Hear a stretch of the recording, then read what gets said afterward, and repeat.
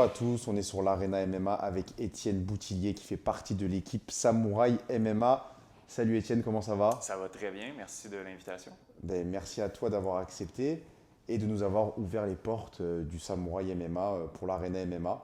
Un grand plaisir. Donc une grande et fructueuse Oui, collaboration, on l'espère. absolument. Alors présente-toi un petit peu, quel est ton background et que fais-tu à Samouraï? Chez Samouraï, je suis directeur des communications. Donc, mon travail en général, ben, c'est beaucoup de travail de réseaux sociaux, mais aussi de faire parler des combattants, des combattants en fait, le plus possible par les médias, que ce soit les médias spécialisés en arts martiaux mixtes, comme vous par exemple, mais aussi les médias plus mainstream, plus généraux, qui ont de la difficulté qu'on a de la difficulté en fait à percer. Donc, c'est ça ma mission principale. Puis en fait, dans la vie, je suis journaliste également. Donc, j'ai quand même quelques clés, en fait, je connais un peu le milieu, je sais un peu comment ça fonctionne, donc c'est plus facile pour moi d'y aller de ce côté-là. Donc, je veux vraiment faire parler des combattants et de l'organisation ailleurs aussi que dans les médias d'arts martiaux mixtes. Samouraï MMA, c'est une organisation qui est jeune. Oui. Est-ce qu'avant ça, tu étais déjà impliqué dans les arts martiaux mixtes? Non, pas du tout. Ok. Ça s'est fait un peu en même temps, là. Je pense que beaucoup de moi et de mes amis, on a commencé à se plonger un petit peu plus dans les arts martiaux mixtes avec la pandémie, qui nous a laissé beaucoup de temps. Nous, de notre côté, on a regardé beaucoup, moi et ma copine, on a regardé beaucoup de combats du Fight Pass. Puis c'est un peu pendant la pandémie aussi que s'est développé Samouraï. J'ai été comme partisan dans les deux premières éditions. Puis après ça, j'ai établi un contact avec Daniel, qui m'a laissé les clés des communications par la suite pour l'événement 3 et 4, et puis là, on continue la collaboration. Tu disais que les médias, ils parlent pas énormément du MMA au Québec. Ouais. C'est dû à quoi selon toi ça? Ben en fait, quand on s'en va dans le domaine sportif, c'est extrêmement difficile déjà de sortir du hockey. On peut parler un peu du soccer, du football avec les Alouettes de Montréal et le CF Montréal. Puis même là, c'est difficile pour être un fan de soccer également. Je sais que c'est extrêmement difficile. Puis après ça, quand on sort de ça, c'est pas que c'est impossible, mais c'est très, très, très difficile de faire parler de nos combattants. Moi, je vise principalement l'approche locale. Quand on a un combattant, par exemple, de Sherbrooke, comme Joe Ramsey, ben moi, mon but, ça va être d'aller du côté de Sherbrooke puis leur dire, vous avez un combattant qui est très talentueux, venez le voir, venez vous en parler, parce qu'un jour, il sera peut-être plus avec Samouraï MMA, il va être avec l'UFC, il va être avec le PFL, il va être avec Bellator, puis après ça, il va être plus difficile d'accès. Donc, ratez pas votre chance. Moi, c'est ma façon de penser parce que, bon, il y a RDS qui couvre, mais après ça, dans les gros médias, c'est extrêmement difficile d'avoir de la couverture. Ouais, et puis en plus, ce que tu dis, c'est intéressant dans le sens où, en effet, il y a des combattants qui sont au Québec qui vont probablement finir dans des Oui. ligues comme l'UFC ou le Bellator. Plus probablement, peut-être que des joueurs du CF Montréal finiront à Manchester United ou au PSG. Donc, je pense que les médias devraient plus Mhm. s'intéresser à la scène du MMA québécois parce que c'est une très grosse scène Oui. avec beaucoup de talent et peut-être même plus que dans d'autres sports. Oui, ben en fait, si on prend l'exemple du soccer, tu sais, les joueurs, oui, ils peuvent avoir une certaine progression à l'âge de 16 jusqu'à 25 ans. On peut voir les étapes se faire dans les équipes. Sauf que dans les arts martiaux mixtes, on ne peut pas commencer directement à l'UFC. Tandis qu'il y a des jeunes de 17 ans qui commencent au Paris Saint-Germain, qui commencent au Real Madrid, mais il faut commencer sur la scène régionale dans les arts martiaux mixtes, peu importe ton talent. Après ça, est-ce que ça va prendre 3 combats avant de te rendre dans une grande organisation? Est-ce que ça va t'en prendre 10? Bien là, ça va dépendre du talent du combattant, mais on n'a pas le choix de commencer sur la scène régionale. Personne commence au Bellator, personne commence à l'UFC. Absolument. Comment vous est venue l'idée de faire Samouraï? L'idée à Daniel Oui, et au créateur. oui. Comment c'est né Samouraï? Samouraï, c'est la passion. C'est la passion de Daniel qui a décidé, qui voulait donner une opportunité aux combattants locaux, en fait, de pouvoir s'exprimer sur la scène locale. On le voit, depuis que Samouraï est là, il y a beaucoup, beaucoup de combattants amateurs qui poussent, qui font le saut, il y en a vraiment plus. Puis c'est justement avec cette organisation-là qui fait que ben, les gens, les combattants locaux ont une chance, en fait, voient le parcours qui peut se faire avec Samouraï. Donc Daniel a décidé de partir de cette organisation-là. C'est long aussi, partir d'une organisation, aller chercher les permis du côté de la régie d'organisation. Donc c'est beaucoup, beaucoup de mois de travail. Ils font beaucoup de background, de recherche sur la personne en tant que telle. Mais après ça, c'est la passion des combattants, c'est la passion de l'équipe de Samouraï, dont je fais partie, mais on est plusieurs aussi à travailler avec l'organisation. Il y a combien de personnes qui travaillent dans Samouraï MMA? On est, je dirais, une dizaine à essayer de faire rouler l'organisation sur tout plein d'enjeux, que ce soit au niveau des communications de mon côté, mais tu sais, je travaille de pair avec Romy aussi, là, qui, lui, du côté plus marketing, fait le graphisme. Puis on est en communication avec Daniel tout le temps pour essayer de faire. Daniel comment? Daniel Lafont. Parfait. Est-ce qu'il y a des liens entre l'organisation Samouraï MMA et l'ancienne organisation professionnelle TKO MMA? Ce qui est intéressant avec Samouraï MMA, c'est que c'est au niveau, je pense qu'il y a beaucoup de l'héritage de TKO qui se retrouve dans Samouraï, que ce soit au niveau du visuel. On peut voir les combats sur Fight Pass de TKO.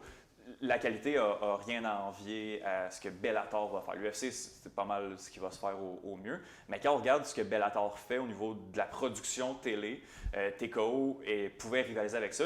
Puis en fait, ce que ça fait, c'est que maintenant, quand on compare Samouraï MMA à TKO, ben, du moment, on voulait que ça ressemble rapidement à une très grosse prod télé. Je pense que c'est un des principaux aspects qui ressemble, qu'on est un peu allé chercher du côté de TKO. Mais puis, en fait, il y a plusieurs personnes de l'organisation aussi.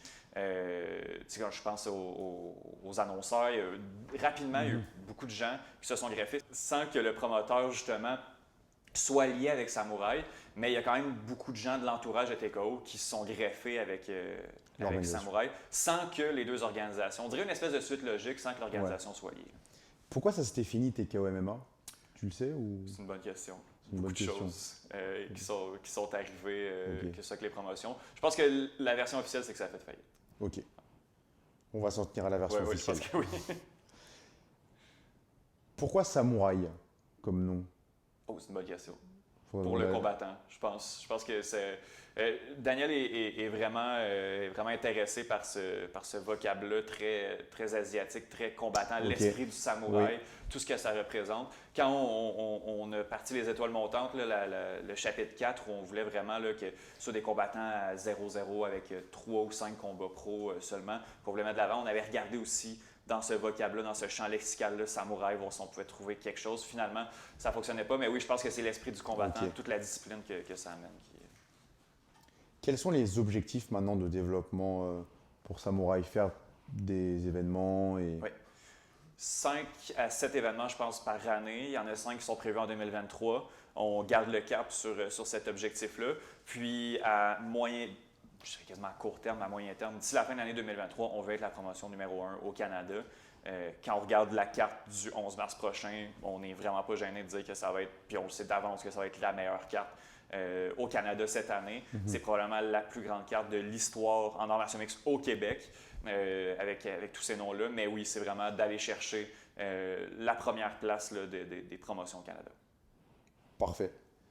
Concernant le fait aussi que le MMA pro soit légal alors que le MMA amateur est illégal, est-ce que selon toi c'est un frein au développement de la discipline et donc un frein à tout le monde du MMA, dont Samouraï? Oui, c'est sûr. C'est sûr qu'il faut que les arts martiaux mixtes amateurs soient reconnus, soient légalisés. C'est pas pour rien que les arts martiaux mixtes professionnels sont légalisés. Là. Il faut que ce soit encadré. Il faut quand même que la régie ait ses arbitres, ait ses juges, ait son protocole pour protéger les combattants. Pour l'instant, ça se passe quand même bien au Québec. Il n'y a pas d'accident majeur, mais il faut absolument que les arts martiaux mixtes, que ce soit pour le développement, que ce soit pour en fait, tout ce qui est autour, toute l'organisation que la régie va amener, il faut vraiment que ça soit légalisé. Au niveau des lieux des prochains événements, est-ce que vous avez déjà une petite idée? Oui, Sherbrooke en mai. On va aller à Montréal en juillet, Québec en septembre, et puis en décembre, on prévoit faire un autre show à Montréal. Génial, donc tous les 2 mois, oui, on aura un événement. La saison commence en mars parce qu'après, c'est quand même difficile de faire beaucoup de shows d'MMA en janvier et en février, surtout sur la scène locale. Après ça, on part en mars puis on lâche pas jusqu'en décembre. Génial. Est-ce que le Fight Pass UFC est un objectif? Oui. Est-ce qu'on a des indications de peut-être à un moment donné? On ne sait pas. Je sais qu'il y avait eu des pourparlers aussi. Il aime beaucoup notre production télévision. Donc, je sais qu'il y a des contacts qui sont faits. Après ça, est-ce qu'on ne sait pas à quel moment? Je sais que le Fight Pass demande aussi un certain nombre en termes de production. Je crois que c'est 6 événements par année. On n'est pas encore là, mais c'est sûr que dans quelques mois, c'est absolument un objectif qu'on veut atteindre. Qu'est-ce que tu penses de l'industrie de la boxe au Québec?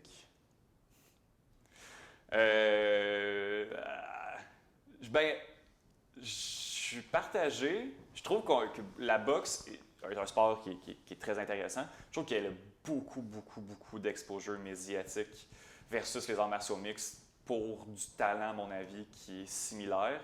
Je trouve aussi que les arts martiaux mixtes au Québec écopent beaucoup de certaines mauvaises décisions de la boxe, comme ce qui est malheureusement arrivé en juillet, l'été dernier, là, le décès de la boxeuse mexicaine. J'ai l'impression que dans certaines décisions de la régie, les arts martiaux mixtes sont beaucoup écopés, alors que des combats de mise en forme comme ça en arts martiaux mixtes, on n'a pas ça. Ça existe ou presque pas. Les combattants ne combattent pas 12 fois par année, 1 minute par combat pour se monter une fiche. Ça n'existe pas en arts martiaux mixtes. J'ai l'impression qu'il y a beaucoup de règles à la régie qui sont calquées de la boxe à cause de l'histoire, qui sont valables pour les arts martiaux mixtes, alors que c'est pas la même réalité du tout. Comment tu penses que l'industrie de la boxe voit le MMA et Samouraï MMA? Je ne veux pas parler pour les gens, j'ai l'impression que... Puis ça peut aussi s'étendre à beaucoup de gens qu'on est encore dans la vieille mentalité que c'est un sport barbare, un sport violent. C'est très violent, là, les arts martiaux mixtes, on ne se le cachera pas. Mais je pense qu'il y a vraiment encore cette mentalité-là très barbare, très sanglante qu'on veut donner aux arts martiaux mixtes. Alors que ça a été prouvé là, que le sang, c'est 10% de la raison pourquoi les gens regardent ça. C'est un sport qui est magnifique, qui est très violent, mais qui est magnifique. Puis c'est un peu mon travail avec Samouraï de démocratiser ce sport-là. Mais c'est un sport qui est au final jeune quand on compare à la boxe anglaise justement. Et l'évolution en termes de part de marché, elle est en train de plus en plus d'aller en faveur du MMA, notamment avec l'UFC, le Bellator, etc. Tu penses que c'est quelque chose qui peut être visé aussi comme objectif au Québec, que le MMA, pas à pas, soit autant popularisé que la boxe, autant de médiatisation? Bien, je pense que oui. Je pense que quand Samouraï va avoir son premier combattant dans une grande organisation, je pense que ça va donner un gros kick aussi à la promotion. Là. Quand un Tommy Morrison, quand un Joe Ramsey va se retrouver dans les grandes ligues, les gens vont remarquer qu'ils ont été peut-être en retard sur son développement. Puis c'est peut-être là, à ce moment-là, que l'intérêt va grandir. Quoi qu'il y ait un intérêt quand même pour les arts martiaux mixtes présentement, mais j'aimerais ça qu'il soit 10 fois plus grand. Ouais. Parce qu'il y avait quand même Cyril Gane qui avait combattu à TKO. Oui. Quand il est arrivé au championnat du monde de l'UFC, est-ce que TKO était déjà... Oui, exact. TKO a terminé en 2019, donc le championnat du monde qui était l'année dernière, janvier 2022.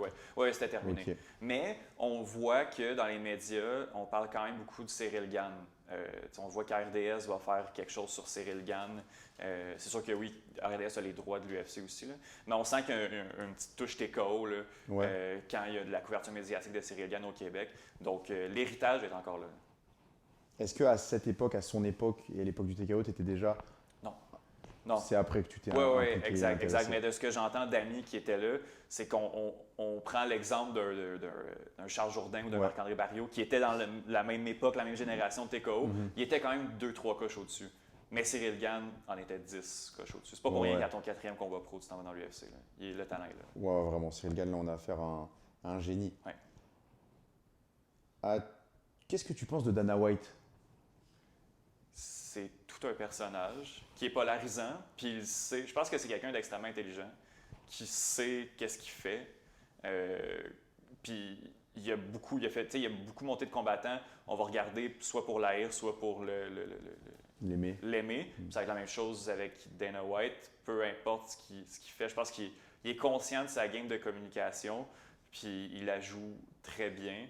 Après ça, l'être humain en tant que tel, je cautionne pas tout ce qu'il fait et tout ce qu'on a vu dans les dernières semaines. C'est vrai que ces dernières semaines n'ont pas été à son avantage. Pas vraiment. Il y a un sujet qui fait beaucoup parler de Dana White, de l'UFC et du MMA en général, c'est la rémunération des combattants. Qu'est-ce que tu penses, toi, par exemple, de la rémunération à l'UFC? C'est un sujet qui est quand même sensible parce qu'il n'y a personne qui force les combattants À signer. à signer. Donc, s'ils signent pour un certain montant, c'est ça, on n'a rien à dire à ce moment-là. Mais après ça, quand tu vois que des combattants qui ont 10-15 combats dans l'UFC, qui ont quand même de la misère à arriver dans une année avec 2 combats, 3 combats, j'ai un peu de difficulté avec ça. Mais après ça, moi, c'est pas le métier que j'ai choisi. Eux ont choisi de faire ça. On sait déjà, tu sais, ils savaient déjà à quoi s'attendre quand ils ont signé. C'est ça qui rend ça très complexe. Mais oui, c'est sûr que moi, je suis pour que tout le monde gagne plus d'argent. On arrive à la fin de notre interview. J'ai une petite question, petite dernière question. Oui. Quel est ton pronostic pour le combat de championnat Robert Serres contre Jesse Ronson? Oh! Pronostic précis. Round, Ah ouais? méthode. OK. Je vais y aller d'une...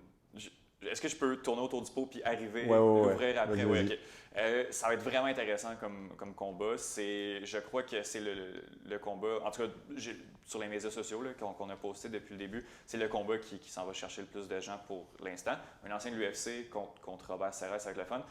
Le côté technique de Jesse Ronson va être très intéressant à regarder contre le côté très brut de Robert Serres. Moi, c'est mon analyse de ce combat-là. Pour le combattant montréalais d'adoption, je vais y aller avec un Robert Serres par KO au 2e round. Mais c'est très personnel. Là. Je ne représente pas Samouraï dans cette là, on te demande vraiment ton avis. avis en tant que fan aussi de MMA. Parfait. Merci beaucoup, Étienne Boutillier.